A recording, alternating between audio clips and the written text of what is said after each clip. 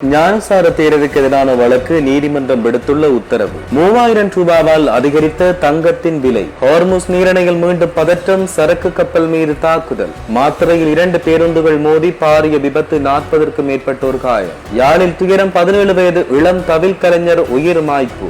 இலங்கையில் அதிரடி தீர்ப்பு. பௌத்தபிக்கு உட்பட 4 பேருக்கு 101 ஆண்டுகள் சிறை தண்டனை. காரில் இருந்து சடலமாக மீட்கப்பட்ட பெண் வைத்தியர் விசாரணையில் அம்பலமான சந்தேக நபர்களின் மோசடிகள். கொலை சந்தேக நபர்கள் யாழ்ப்பாணத்திலிருந்து கடல் வழியாக இந்தியாவுக்கு தப்பிச் செல்ல திட்டமிட்டதாக காவல்துறையினர் முன்னதாக சந்தேகம் வெளியிட்ட நிலையில் விசாரணைகளில் முக்கிய விடயங்கள் தெரிய வந்துள்ளன. குறித்த சந்தேக நபர்கள் இந்தியாவுக்கோ அல்லது வேறு எந்த நாட்டிற்கோ தப்பிச் செல்ல முயற்சிக்கவில்லை என்று விசாரணையில் தெரிய வந்துள்ளது. பிரதான சந்தேக நபர் தன்னை ஒரு தமிழர் என்று காட்டிக் கொள்வதாக யாழ்ப்பாணத்தில் ஒரு சில தமிழ் வார்த்தைகளை கற்றுக்கொண்டதாக விசாரணையில் தெரிய வந்துள்ளது. கண்டி தெல்தெனிய ஆதார மருத்துவமனைக்கு அருகில் கடந்த 17ஆம் தேதி கைவிடப்பட்ட கார் ஒன்றிலிருந்து பெண் ஒருவரின் சடலம் ஒன்று மீட்கப்பட்டது. இந்நிலையில் காவல்துறையினரின் நீண்ட தேடுதலின் பிற்பாடு சம்பவத்துடன் தொடர்புடைய பிரதான சந்தேக நபரையும் அவரின் மனைவியையும் காவல்துறையினர் கடந்த புதன்கிழமை யாழ்ப்பாணத்தில் வைத்து கைது செய்துள்ளதாக தெரிவிக்கப்படுகிறது. இலங்கையில் கடந்த சில மாதங்களாக தங்கத்தின் விலை சற்று ஏற்ற இறக்கத்துடன் காணப்படுகிறது. அந்த வகையில் கடந்த சில நாட்களுக்கு முன் குறைவடைந்த தங்கத்தின் விலை மீண்டும் அதிகரித்துள்ளது. இலங்கையிலிருந்து தங்கத்தின் விலை 3000 ரூபாவால் அதிகரித்துள்ளது. நேற்று 24 கேரட் தங்கம் ஒரு பவுன் 3,76,000 ரூபாவாக விற்பனை செய்யப்பட்டிருந்த நிலையில் இன்று 3000 ரூபாவால் அதிகரிக்கப்பட்டு 3,79,000 ரூபாவாக விற்பனை செய்யப்படுகிறது. நேற்று 22 கேரட் தங்கம் ஒரு பவுன் 3,46,000 ரூபாவாக விற்பனை செய்யப்பட்ட நிலையில் தற்போது 2,700 ரூபாவால் அதிகரிக்கப்பட்டு 3,48,700 ரூபாவாக விற்பனை செய்யப்படுவதாக தெரிவிக்கப்பட்டுள்ளது. ஹார்முஸ் நீரிணையை கடக்க முயன்ற சிங்கப்பூர் கொடி ஏந்திய எவர் லவ்லி என்ற கப்பலை ஈரான் ராணுவம் தாக்கியுள்ளதாக சர்வதேச ஊடகங்கள் செய்தி வெளியிட்டுள்ளன. அமெரிக்கா மற்றும் ஈரான் இடையில் தற்காலிக அமைதி ஒப்பந்தம் கையெழுத்தான நிலையில் இந்த தாக்குதல் நடத்தப்பட்டுள்ளது. இதனால் மீண்டும் ஹார்முஸ் நீரிணையில் பெரும் பதற்றம் ஏற்பட்டுள்ளது. ஈரானின் இஸ்லாமிய புரட்சிகர பாதுகாப்பு படையினர் வியாழக்கிழமை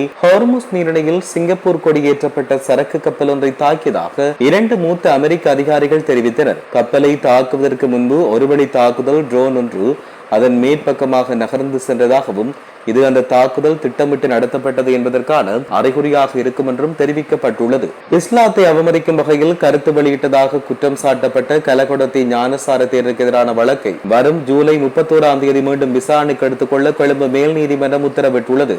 இந்த வழக்கை விசாரிக்கும் கொழும்பு உயர் நீதிமன்ற நீதிபதி புத்திக சி ராகல இன்று விடுப்பில் இருந்தமையால் வழக்கு இன்று நீதிபதி உதேஷ் ரணதுங்க முன்னிலையில் விசாரணைக்கு எடுத்துக் கொள்ளப்பட்டது. இதன்போது வழக்கை ஜூலை 31ஆம் தேதி விசாரணைக்கு முந்தைய கலந்தாய்வுக்காக அழைக்குமாறு நீதிபதி உத்தரவிட்டார். வழக்கு இன்று நீதிமன்றத்தில் எடுத்துக் கொள்ளப்பட்ட போது பிரதிவாதியான ஞானசார தேரர் நீதிமன்றத்தில் முற்படுத்தப்பட்டதாக கூறப்படுகிறது. இஸ்லாத்தை அவமதிக்கும் வகையில் கருத்து வெளியிட்டு அதன் மூலம் இள நல்லிணக்கத்துக்கு பாதிப்பை ஏற்படுத்தியதாக கூறி சட்டம் அதிபரால் இவருக்கு எதிராக இந்த வழக்கு தாக்கல் செய்யப்பட்டுள்ளமை குறிப்பிடத்தக்கது. மாத்தரை தலல்ல வீதியின் வஜிரவம்சம் ஆபத்தை பகுதியில் 2 தனியார் பேருந்துகள் நேருக்கு நேர் மோதிக்கொண்டதில் இந்த விபத்தில் சுமார் 40 பேர் காயமடைந்து வைத்தியசாலையில் அனுமதிக்கப்பட்டுள்ளதாக போலீசார் தெரிவித்துள்ளனர். காலியிலிருந்து அம்பாறை நோக்கி சென்ற பேருந்தொன்றும் தங்காலிலிருந்து மாத்தரை நோக்கி சென்ற பேருந்தொன்றும் இவ்வாறு நேருக்கு நேர் மோதிக்கொண்டுள்ளதாகவும் விபத்தில் காயமடைந்தோர் மாத்தரை மற்றும் அதிகம வைத்தியசாலைகளில் அனுமதிக்கப்பட்டுள்ளதாகவும் தெரிவிக்கப்பட்டுள்ளது.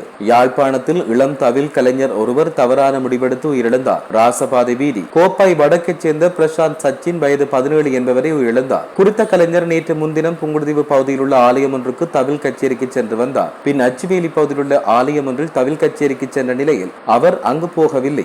அதன்பின் நேற்று முன்தினம் இரவு தவறான முடிவெடுத்து அவர் உயிரிழந்துள்ளதாக தெரிவிக்கப்பட்டுள்ளது. 17 வயது சிறுவர்களை கடுமையான முறையில் தகாத முறைக்குட்படுத்திய குற்றச்சாட்டுக்காக 4 101 ஆண்டுகள் கடூழிய சிறை தண்டனை விதிக்கப்பட்டுள்ளது. சிறுவர் குற்றங்களுக்கான அனுராதபுரம் சிறப்பு மேல் நீதிமன்றத்தால் வரும் 20 நாட்களில் 4 குற்றவாளிகளுக்கு 101 ஆண்டுகள் கடூழிய சிறை தண்டனை விதிக்கப்பட்டுள்ளது.